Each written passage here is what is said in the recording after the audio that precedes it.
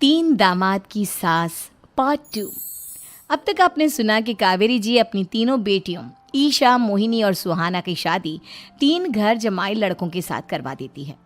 उन्हें लगता है कि ये लड़के शायद घर का कामकाज संभाल लेंगे, लेकिन उनके तीनों घर जमाई बहुत आलसी थे। वो नौकरी भी नहीं करते थे और बाहर का काम भी नहीं। कावेरी जी ने अपनी बेटियों से कहा कि वो प्रेगनेंसी का बहाना बनाकर अपने पतियों को सबक सिखाए। अब सुनिए आगे। मम्मी, आपने जैसा कहा था हमने वैसा ही किया, लेकिन देखिए ना, विवेक का हाल तो वैसा का वैसा ही है। घर में ना सुबह का नाश्ता बनता है और ना खाना। नौकरी पर जाने की बात करूं तो खाने को दौड़ते हैं मुझे। हाँ मम्मी, मैंने भी सुमित को कितनी बार कहा कि अगर नौकरी नहीं करनी तो कोई छोटी सी दुकान ही खोल लो, घर का खर्चा कैसे चलेगा। देखो दोपहर के 12 बजने आए और जनाब अभी तक सो रहे हैं। हाँ मम्मी, ईशा और सुहाना ठीक कहती हैं। अविनाश का भी यही हाल है। जब मैंने अपनी प्रेगनेंसी के बारे में कहा तो मुझसे कहने लगा, अरे दूसरी लड़कियां तो 9-9 महीने तक नौकरी करती है, बस डिलीवरी के टाइम छुट्टी लेती है। मोहिनी, तुम भी नौकरी करो। अब मुझे कहाँ नौकरी मिलेगी। मम्मी बताओ अब मैं क्या करूँ। हे भगवान, क्या सोचकर घर जमाई दामाद लाई थी मैं कि मेरी बेटियां मेरे पास रहेंगी और खुश रहेंगी, लेकिन इन आलसी दामादों ने तो हमारी जिंदगी को भी प्रॉब्लम में डाल दिया है। मैं तो कहती हूँ मम्मी, हम लोग वापस अपनी जॉब पर जाना शुरू कर देते हैं।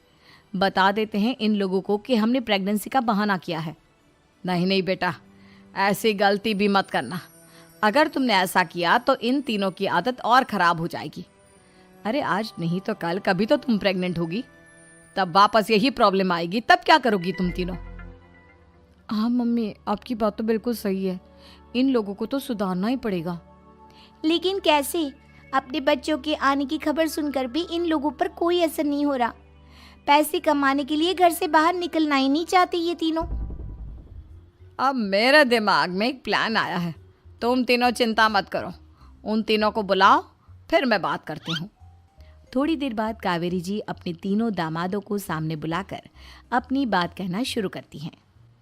अविनाश, सुमित और विवेक, देखो बेटा, मैं ना तुम तीनों से बड़ा प्यार करती हूँ, इसीलिए तो तुम्हें घर जमाई बना कर रखा है मैंने।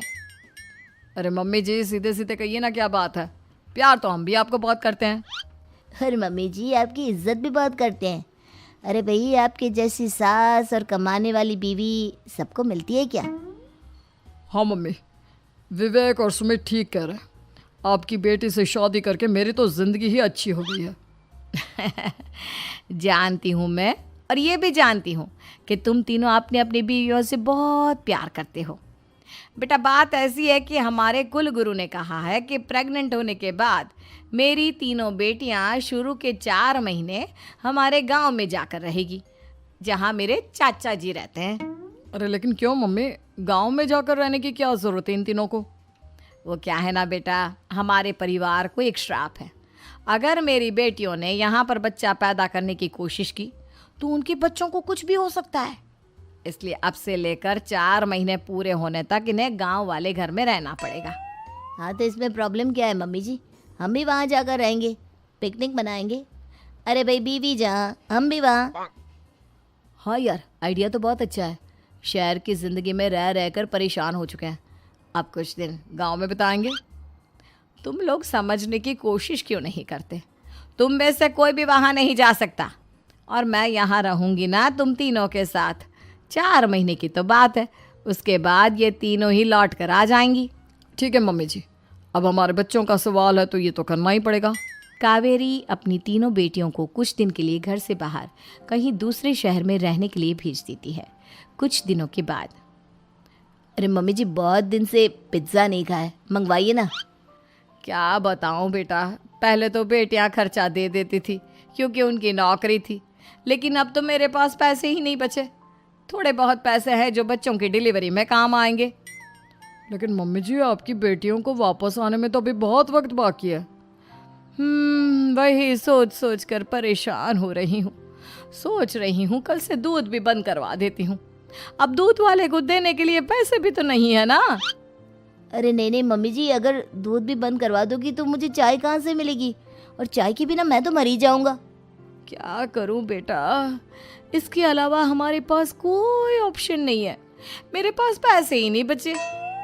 इस तरह कावेरी जी धीरे धीरे अपने तीनों दामादों को पैसे देना बंद कर देती हैं और घर में खाने पीने की चीज़ें लाना भी बंद कर देती है।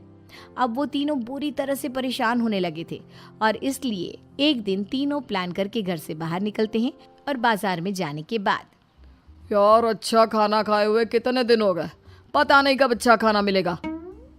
हमारी बीवियों के जाने के बाद तो हमारी हालत भिखारियों जैसी हो गई है यार। कुछ भी हो, मुझे तो आज पिज्ज़ा खाना ही खाना है। जेब में 1 रुपया नहीं और पिज्ज़ा खाएगा, कहाँ से आएंगे पैसे? अरे देख वहाँ सामने बोर्ड पर क्या लिखा हुआ है, कंप्यूटर पर काम करने के लिए एक आदमी की आवश्यकता है। भाई मैं तो जा रहा हूँ, काम करूँगा और शाम तक पैसे लाकर आराम से पिज्ज़ा खाऊंगा। जा जा, तुझे कोई काम नहीं देने वाला, हम तो घर जा रहे हैं। चल भाई सुमित। सुमित और अविनाश वहाँ से चले जाते हैं और विवेक उस कंप्यूटर शॉप पर सारा दिन काम करके 5,000 रुपये कमा कर घर लौट कर आता है और अपने खाने के लिए अच्छी अच्छी चीज़ें भी लेकर आता है। ये देखकर विवेक और सुमित के दिल में भी कुछ पैसे कमाने की इच्छा जागती है। अरे सुबह सुबह कहाँ चल दिए तुम? मम्मी जी एक बहुत अच्छी जगह मिली है, कंप्यूटर पर काम करने के 5,000 मिले थे कल मुझे। अगर रोज़ काम करूँगा तो पूरे 40,000 की तनख्वाह। अरे वाह, ये तो बहुत अच्छी बात है दामाद जी, आपको जाना ही चाहिए। सुमित और अविनाश विवेक को इस तरह तरक्की करते देखकर परेशान हो जाते हैं और वो दोनों भी काम की तलाश में निकल पड़ते हैं। धीरे धीरे उन दोनों को भी काम मिल जाता है। अब कावेरी के तीनों दामाद छोटी मोटी नौकरी करके अच्छा पैसा कमाने लगे थे। एक दिन कावेरी उन्हें अपने पास बुलाती हैं। अरे वाह, विवेक 40,000 कमा लेता है, अविनाश 60,000 और सुमित तुम भी 40,000 के आसपास कमा ही लेते हो। कुल मिलाकर तुम अच्छे खासे पैसे कमा रहे हो बेटा।